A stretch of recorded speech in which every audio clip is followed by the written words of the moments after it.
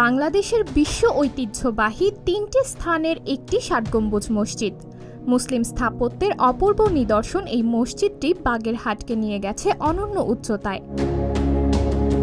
মসজিদটির গায়ে কোনো শিলালিপি নেই, তাই এটি কে নির্মাণ করেছিলেন বা কোন সময়ে নির্মাণ করা হয়েছিল সে সম্বন্ধে সঠিক কোনো তথ্য পাওয়া যায় না।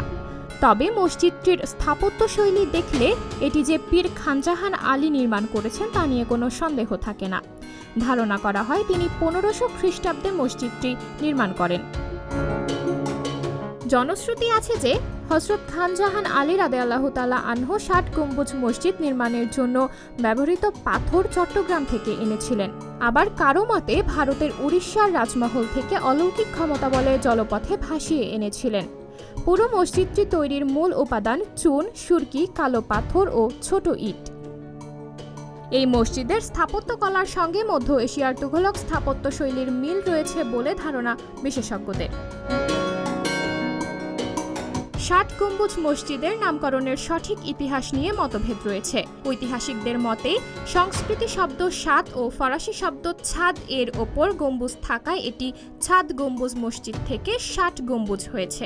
আবার কারো মতে মসজিদের অভ্যন্তরে ৬টি সারিতে ১০টি করে মোট ৬০টি পাথরের খাম্বার ওপর মসজিদের ছাদ নির্মাণ করা হয়েছে বলে এর নাম হয়েছে ৬০ গম্বুজ মসজিদ। আবার মসজিদটির ছাদ সমতল নয়, এটি গম্বুজাকৃতির। সেই থেকে মসজিদটি ছাদ গম্বুজ নামে পরিচিতি লাভ করে। পরে কথ্য রূপে ৬০ গম্বুজ নাম হয়েছে।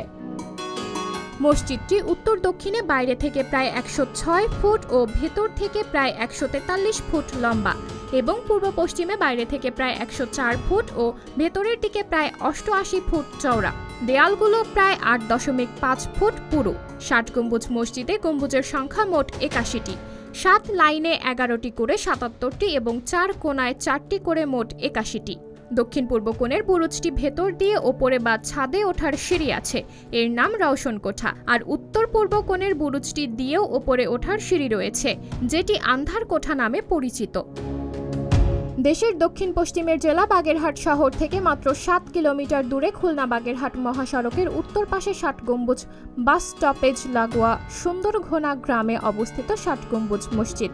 মসজিদের প্রবেশের প্রধান ফটকের ডান পাশে রয়েছে বাগেরহাট জাদুঘর।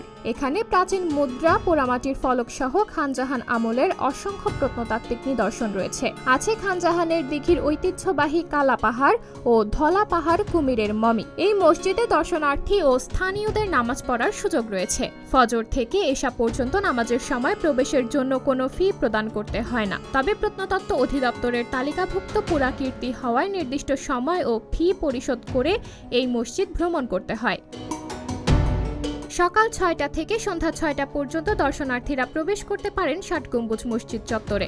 দেশি পর্যটকদের জন্য ফি ৩০ টাকা, মাধ্যমিক ও উচ্চ মাধ্যমিক শিক্ষার্থীদের জন্য ১০ টাকা, বিদেশি পর্যটকদের জন্য ৫০০ টাকা। তবে সার্কভুক্ত দেশগুলোর নাগরিকদের জন্য ২০০ টাকা। একই ফিতে প্রবেশ করে মসজিদের অভ্যন্তরে থাকা জাদুঘর পরিদর্শনের সুযোগ রয়েছে দর্শনার্থীদের। তবে জাদুঘরে প্রবেশের সময়সীমা ভিন্ন। গ্রীষ্মকালে সকাল ১০টা থেকে সন্ধ্যা ৬টা এবং শীতকালে সকাল ৯টা থেকে বিকেল ৫টা পর্যন্ত দর্শনার্থীরা প্রবেশ করতে পারেন জাদুঘরে। কিন্তু দুপুর ১টা থেকে ১:৩০ পর্যন্ত জাদুঘর বন্ধ রাখা হয়। সপ্তাহে রোববার সারাদিন বন্ধ থাকে জাদুঘরটি।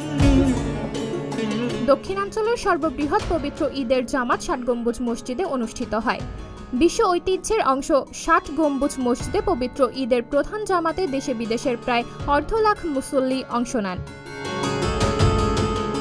৬০ গম্বুজ মসজিদের ভারপ্রাপ্ত ইমাম মাওলানা মোহাম্মদ নাসির উদ্দিন বলেন, ৮১ গম্বুজ, ৬০ পিলার, ১০ মিনার ও চুন সুরকি দিয়ে তৈরি হয় রডবিহীন এই মসজিদ। আনুমানিক ৬০০ বছর আগে হযরত খানজাহান আলীর এই মসজিদ প্রতিষ্ঠা করেছেন। এই মসজিদে জামাতের সঙ্গে ৫ ওয়াক্ত নামাজ আদায় করা হয়। একসঙ্গে মসজিদের ভেতরে ২,০০০ মুসল্লি নামাজ আদায় করতে পারেন।